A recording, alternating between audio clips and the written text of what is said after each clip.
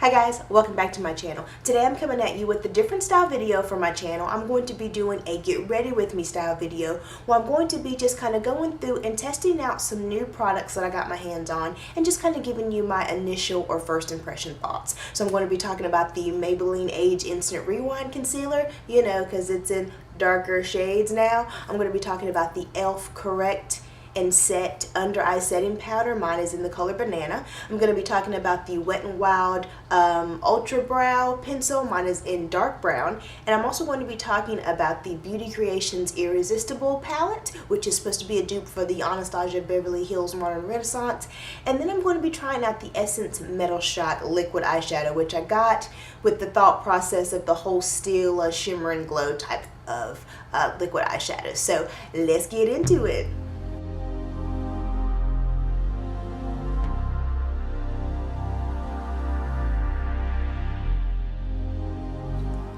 Okay, so the first new product I'm going to be talking about is the Maybelline Instant Age Rewind.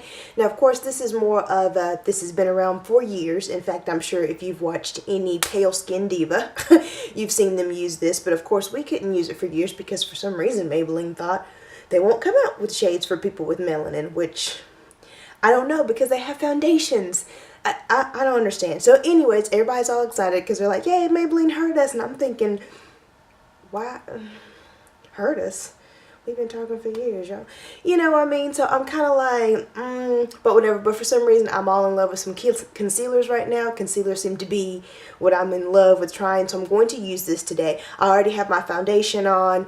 I already have primer on and all that good stuff. So I'm going to go ahead and go in with this. I have used this once before, as you can tell. It took several clicks for it to come up. This is in the shade Caramel, which of the 3 dark shades, Caramel is the lightest. So I'm just going to go in with this underneath my eye. And as I mentioned, I've used this a couple of other times, so I kind of have an opinion on it, but I wouldn't say I've been using it enough to really decide how I feel.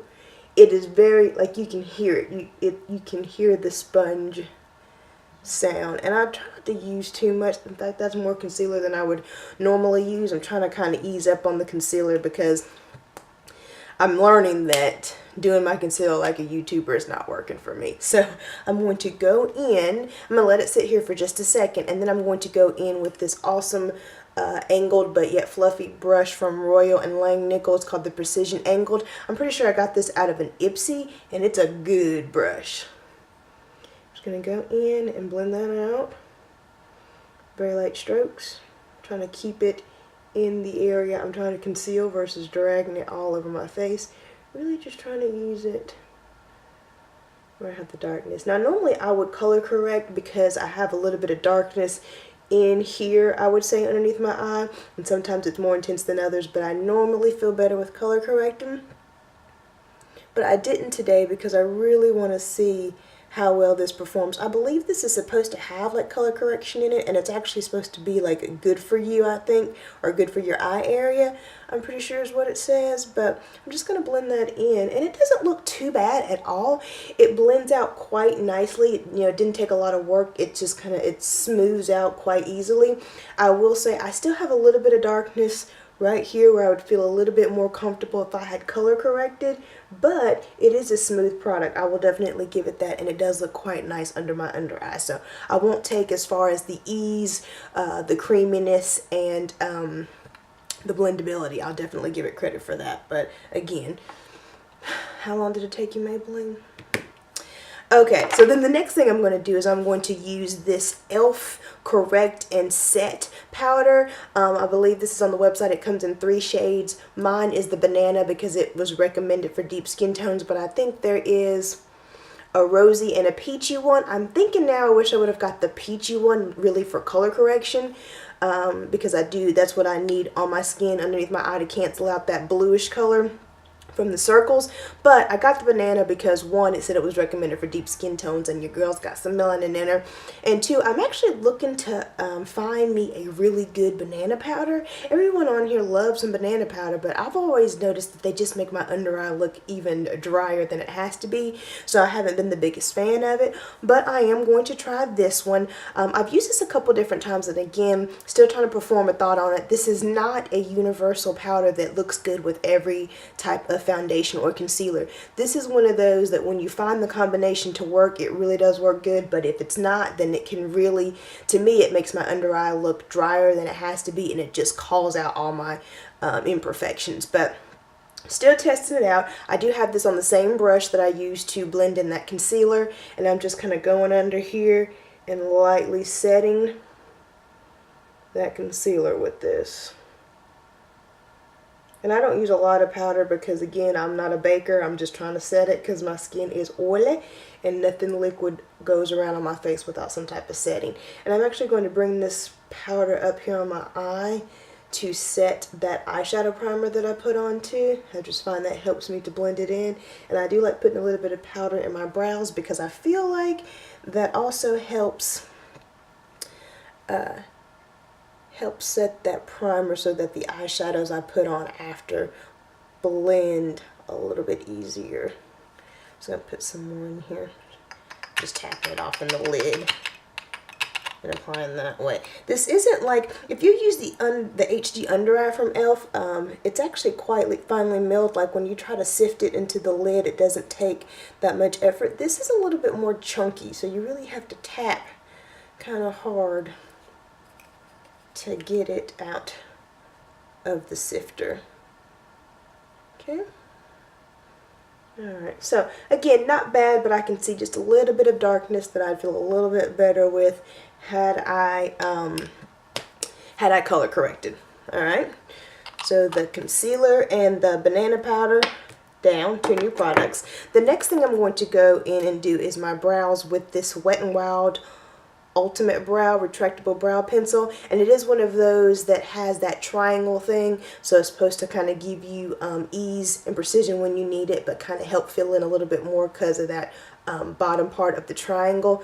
I believe mine is in the color medium brown. So far, not a bad pencil, but I feel like it's just a bit too creamy for my liking. When a product is really creamy, it kind of tends to, you kind of lose pigmentation and precision, because once it hits your skin, it automatically kind of just melts in and kind of covers more area than you need it to.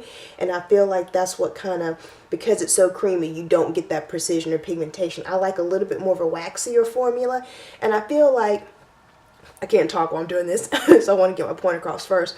I feel like when you have no brow like I do, like when you're going in and recreating the brow, I feel like the product and the tools are really essential versus if maybe you just had full brows and you're just filling in spots. When you are creating a brow, you've got to have the right formulation and you've got to have the right precision, and I just don't feel like I've got it with this pencil.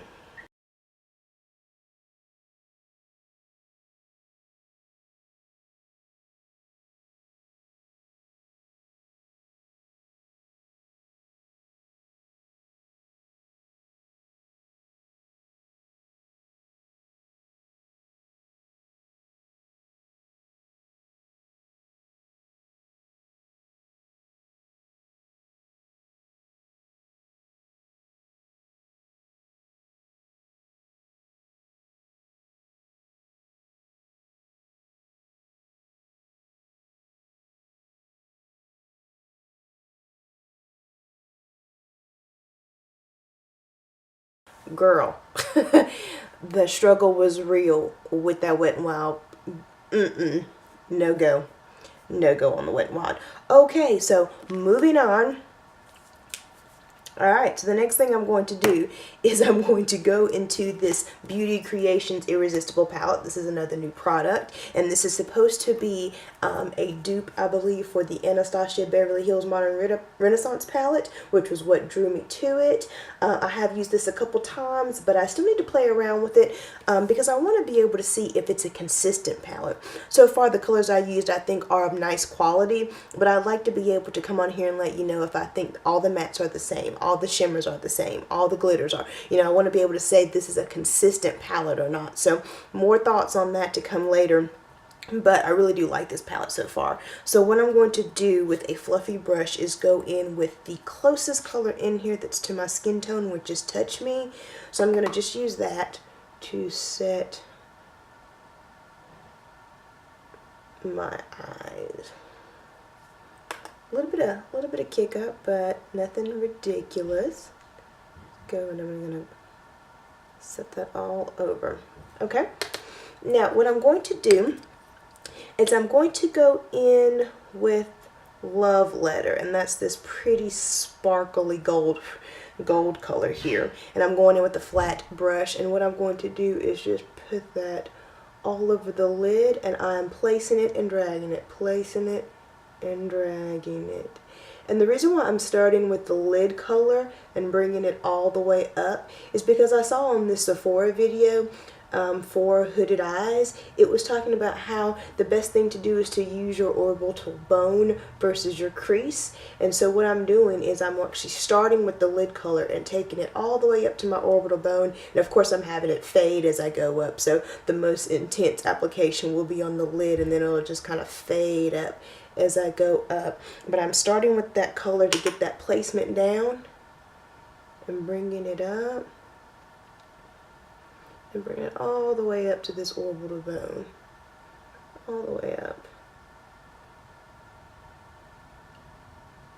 I'm just going to go back in. I want it a little bit more opaque, so I'm just going to drag it across.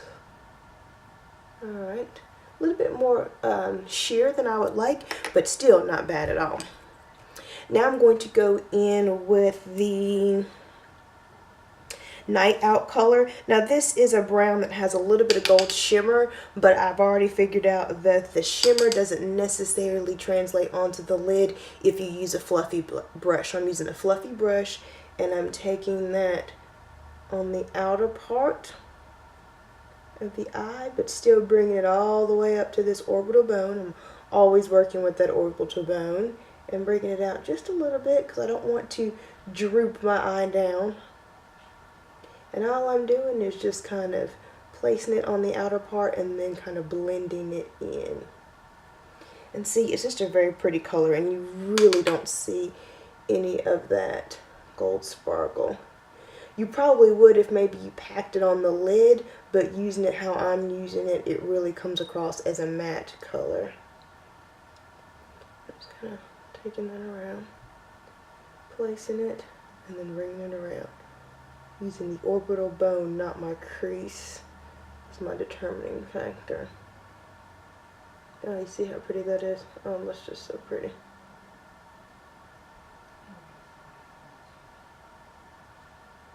Oh, that's pretty. And I'm going to do the same to this eye over here. It doesn't want me to be great. It's watering a little bit. Like I told y'all before, I've got some really watery eyes. So pay no attention to that one.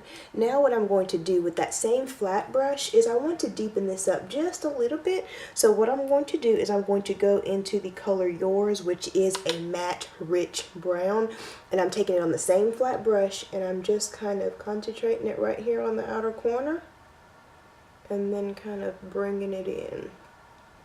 Definitely keeping it in a more concentrated area than, say, the Night Out color that I used, but still kind of keeping it concentrated. And these colors blend out quite nice, I think. I mean, I think that did a really nice job. I think it's blending out beautifully. This eye over here is watering just a little bit, but that's probably because I'm a messy person. But I think that looks quite pretty. I'm going to take just a little bit more and really just tap it on that corner and not take it anywhere. Just keep it right there. I'm going to go ahead and do the other. I'm going to do the same over here. Next, what I'm going to do with that same flat brush is I'm going to take that same Yours color, so that's the same brown, and I'm still taking that same brush, and I'm actually concentrating on putting this right at the lash line and sticking to the outer corner.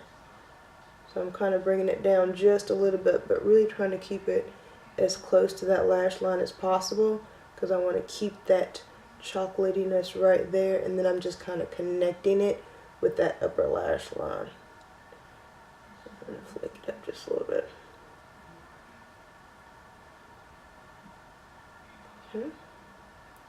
And now what I'm going to do is I'm going to go back in with that fluffy brush, and what I'm going to do is I'm going to go into this Infatuated color, which is a matte soft orange color, and all I'm going to do with just a little bit on that brush and my hand at the very bottom is I'm going to lightly take that color over this edge, and all I'm doing is I'm using this to kind of blend out those edges. And I find for someone who struggles with the blending process, taking a light color and using it to blend kind of helps you get the job done versus just using a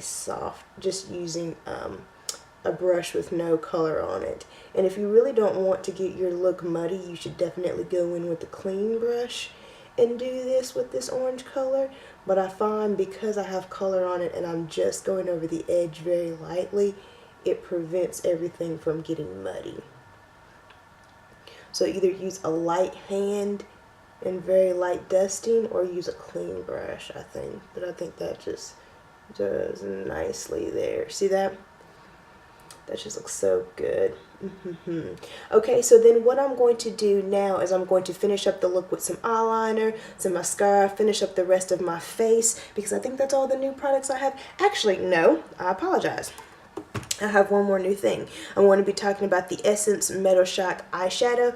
The reason why I got this is because, and this is in the color Second Tomorrow's, which is this pink iridescent color, which I'm going to swatch on my hand, but I'll put up a picture so that you'll be able to see it. But the reason I got this is because I've been really wanting to get the Stila Glimmer and Glow ones that are the liquid, you know, that just kind of go on, but I cannot justify spending that much money for something I don't use every day because I'm not the biggest glittery type person, so I can't justify the price. But I've seen a lot of companies. I think JCat Beauty has one, Wet n Wild has one, and Essence. And these are supposed to be, in my opinion, close to that. So I'm just going to take the product from the doe tip applicator. I'm going to clean it off just a little bit. And what I'm going to do, just because I want to use this, is put this right over top of it. And all I'm doing is putting this where the two blend. Okay, as I mentioned, I did go ahead and finish off the look with some eyeliner, some mascara. I went ahead and put a light shimmery color in my inner corners and my brow bone, and this is the look that I got. And I must say, I do thoroughly enjoy it. I love the pigmentation and the look of the shadow. And as I mentioned before, they did blend out really well. So really quick, just kind of giving you a quick summary of the products. So when it comes to the Maybelline Age Instant Rewind, the concealer, mine again is in the color Caramel. I won't take away from the fact that it's a nice creamy formula. It does blend out quite smoothly. I mean, you're just not going to get that much excitement from me because it took them so long to bring out a couple more shades for some of the melanin skin sisters. Like, I mean, you're just not going to get that much from me. I'm sorry.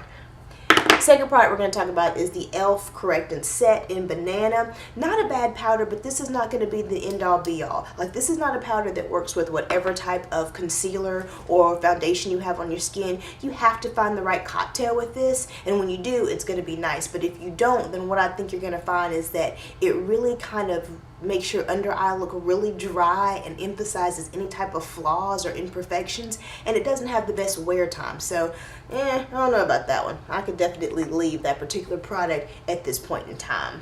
The next product we're going to talk about is the Wet n Wild Ultimate Brow Retractable Brow Pencil. No.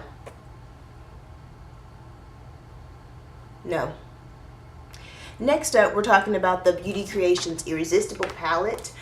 This palette right here. I really do want to keep playing around with this and just kind of see how consistent it is. Are all the mattes pigmented? Do all the mattes blend out nicely? Do the shimmers go onto the eye nice? Is it a consistent palette across the board? But I will say, for my initial thoughts, I do like the pigmentation. I do like the blendability. I do like the wear of the products. Just want to kind of keep playing around and see if the palette itself is consistent.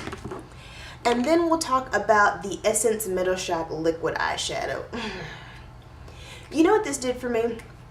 While I'm not too sure if this helped me get over the want of the Stila Shimmer and Glow or Glitter and Glow liquid eyeshadows, what I will say is that this reminded me that I'm not that big of a fan of liquid eyeshadow. Like, this is one of the things with YouTube. Like, you get in tunnel vision, you watch so many different YouTubers do a tutorial using one product, and you think to yourself, I've got to have that product. It's going to change the game for me. Well, I'm glad I got this instead of the Stila because, and I'm not comparing the two, I'm just saying, just as far as liquid eyeshadow in this whole doe foot applicator type of situation here, it just let me know that I'm just not a big fan of liquid eyeshadows. I don't even think it necessarily is this one. I think I'm just, in general, not a liquid eyeshadow person. So as far as this, you might want to try it out if you are. If you're someone who likes creams and liquids and things like that, you might want to try this out because it actually was quite pretty and stayed on quite well and lasted throughout the day. Just, I don't know.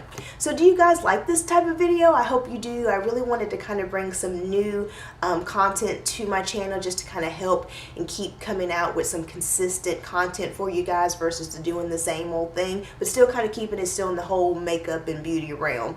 Just kind of do something a little bit different. So I hope this information helps someone else out there. If it did, please give this video a thumbs up. And while you're here on my channel, please take a look around, see what else your girl has to offer. And if you like what you see, hit that subscribe button. And I hope to see you in my next video. Bye.